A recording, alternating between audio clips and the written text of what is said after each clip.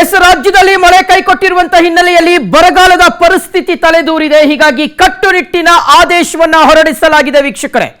ಸಚಿವಾಲಯದಲ್ಲಿ ನೀರು ಮತ್ತು ವಿದ್ಯುತ್ ಉಳಿತಾಯಕ್ಕೆ ಖಡಕ್ ಆದೇಶ ಹೊರಬಿದ್ದಿದೆ. ವಿಧಾನಸೌಧ, ವಿಕಾಸಸೌಧ ಸೇರಿದಂತೆ ಎಲ್ಲಾ ಕಚೇರಿಗಳಿಗೂ ಸಹ ಈ ಒಂದು ಹೊಸ ನಿಯಮ ಅನ್ವಯ ಆಗ್ತಾ ಇದೆ. ಇನ್ನು ಮುಂದೆ ಬೇಕಾಬಿಟ್ಟಿಯಾಗಿ ವಿದ್ಯುತ್ ಮತ್ತು ನೀರನ್ನ ಬಳಕೆ ಮಾಡೋ ಹಾಗಿಲ್ಲ, ಅಂದರೆ ಅದನ್ನು ವೇಸ್ಟ್ ಮಾಡೋ ಹಾಗಿಲ್ಲ, ಪೋಲು ಮಾಡೋ ಹಾಗಿಲ್ಲ. ಎಲ್ಲಾ ಸಚಿವಾಲಯದ ಕಚೇರಿಗಳಿಗೂ ಸಹ ಹೋಗಿದೆ ಈ ಒಂದು ಆದೇಶ.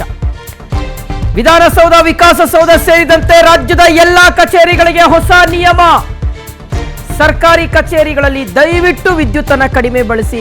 ಸುಮ್ಮನೆ ಲೈಟ್ ಆನ್ ಮಾಡಿ ಬಿಟ್ಟು ಹೋಗಬೇಡಿ, ಫ್ಯಾನ್ ಅನ್ನು ಆನ್ ಮಾಡಿ ಬಿಟ್ಟು ಹೋಗಬೇಡಿ, ಎಸಿ ಅನ್ನು ಆನ್ ಮಾಡಿ ಬಿಟ್ಟು ಹೋಗಬೇಡಿ.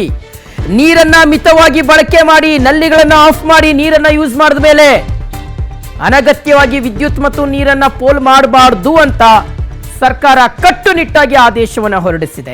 ಸರ್ಕಾರದ ಮುಖ್ಯ ಕಾರ್ಯದರ್ಶಿಗಳಾದಂಥ ಡಾಕ್ಟರ್ ಶಾಲಿನಿ ರಜನೀಶ್ ಅವರು ಮಹತ್ವದ ನಿರ್ದೇಶನವನ್ನು ಕೊಟ್ಟಿದ್ದಾರೆ. ಕಚೇರಿ ಮುಗಿದ ಮೇಲೆ ಲೈಟ್ ಅನ್ನು ಆಫ್ ಮಾಡಬೇಕು, ಫ್ಯಾನ್ ಅನ್ನು ಆಫ್ ಮಾಡಬೇಕು, ಕಂಪ್ಯೂಟರ್ ಅನ್ನು ಸ್ವಿಚ್ ಆಫ್ ಮಾಡಬೇಕು. ಇದು ಕಡ್ಡಾಯ. ಈಗ ಮಳೆ ಇಲ್ಲ, ನೀರು ವೇಸ್ಟ್ ಆಗಬಾರ್ದು. ನೀರಿನಿಂದಲೇ ನಾವು ವಿದ್ಯುತ್ ಅನ್ನು ಉತ್ಪಾದನೆ ಮಾಡೋದು. ಮಳೆ ಇಲ್ಲ, ಬಹುತೇಕ ಜಲಾಶಯಗಳು, ಕೆರೆ ಕಟ್ಟೆಗಳು ಮತ್ತು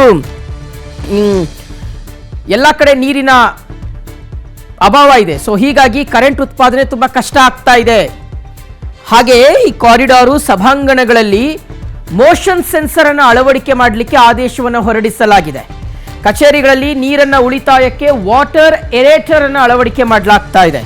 ಇದು ಬರೀ ಸರ್ಕಾರಕ್ಕೆ ಮಾತ್ರ ಅಲ್ಲ ವೀಕ್ಷಕರೇ, ನಾವು ಜವಾಬ್ದಾರಿಯುತವಾಗಿರ್ತಕ್ಕಂಥ ಪ್ರಜೆಗಳು, ಈ ನಾಡಿನ ಜನತೆ, ನಾವು ಸಹ ಇದರ ಕಡೆಗೆ ಗಮನ ಹರಿಸಬೇಕಾಗಿದೆ. ನಾವು ಕರೆಂಟನ್ನು ನಮ್ಮ ಮನೆಗಳಲ್ಲಿ ವೇಸ್ಟ್ ಮಾಡಬಾರ್ದು.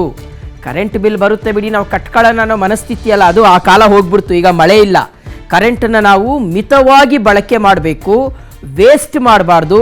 ಅನಗತ್ಯವಾಗಿ ಸುಮ್ಮನೆ ಮನೆಯಲ್ಲಿ ರೂಮ್ಗಳಲ್ಲಿ ಲೈಟನ್ನು ಆನ್ ಮಾಡಿ ಬಿಟ್ಟುಬಿಡೋದು, ಫ್ಯಾನ್ಗಳನ್ನು ಆನ್ ಮಾಡಿ ಬಿಟ್ಟುಬಿಡೋದು, ಅದನ್ನು ಮಾಡಬಾರ್ದು.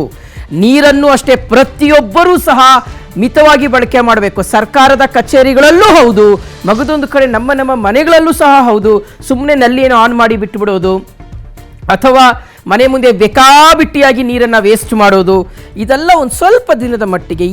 ಈಗ ಪರಿಸ್ಥಿತಿ ಚೆನ್ನಾಗಿಲ್ಲ, ಸಿಕ್ಕಾಪಟ್ಟೆ ಮಳೆ ಇಲ್ಲದೆ ಇರತಕ್ಕಂಥ ಹಿನ್ನೆಲೆಯಲ್ಲಿ ಬರದ ವಾತಾವರಣವನ್ನು ನಾವು ಎದುರಿಸ್ತಾ ಇದ್ದೀವಿ. ಡ್ಯಾಮ್ಗಳಲ್ಲಿ ನೀರಿಲ್ಲ. ಅದು ಪ್ರಮುಖವಾಗಿ ನಮ್ಮ ಬೆಂಗಳೂರಿಗೆ, ನಮಗೆ KRS ಇಂದಲೇ ನೀರು ಬರಬೇಕು, ಆದರೆ KRSನಲ್ಲಿ ನೀರಿಲ್ಲ. ಹಾಗಾಗಿ ಬಹಳ ಎಚ್ಚರಿಕೆಯಾಗಿ ಈ ಬಾರಿಯಾದಂತಹ ಒಂದು ವರ್ಷವನ್ನು ನಾವು ಕಳಿಬೇಕಾಗಿದೆ ವೀಕ್ಷಕರೇ. ಈಗಲೇ ಹಿಂಗಿದೆ, ಮಳೆಗಾಲದಲ್ಲೇ ಈ ಪರಿಸ್ಥಿತಿ ಇದೆ. ಗೊತ್ತಲ್ಲ ನಿಮಗೆ ಬೆಂಗಳೂರಿನಲ್ಲಿ ಎಷ್ಟು ಬಿಸಿಲಿದೆ ಅಂತ. ಇದು ಮಳೆಗಾಲನ ಬೇಸಿಗೆ ಕಾಲನ ಅನ್ನುವ ಮಟ್ಟಿಗೆ ಬಿಸಿಲಿದೆ ಇವತ್ತು ಬೆಂಗಳೂರಿನಲ್ಲಿ. ಅದರ ನಡುವೆ ಇನ್ನೂ ಬೇಸಿಗೆ ಬರುತ್ತೆ. ನೆಕ್ಸ್ಟ್ ಇಯರ್ ಬೇಸಿಗೆ ನಾವು ಯಾವ ರೀತಿಗೆ ಎದುರಿಸ್ತೀವೋ ಗೊತ್ತಿಲ್ಲ.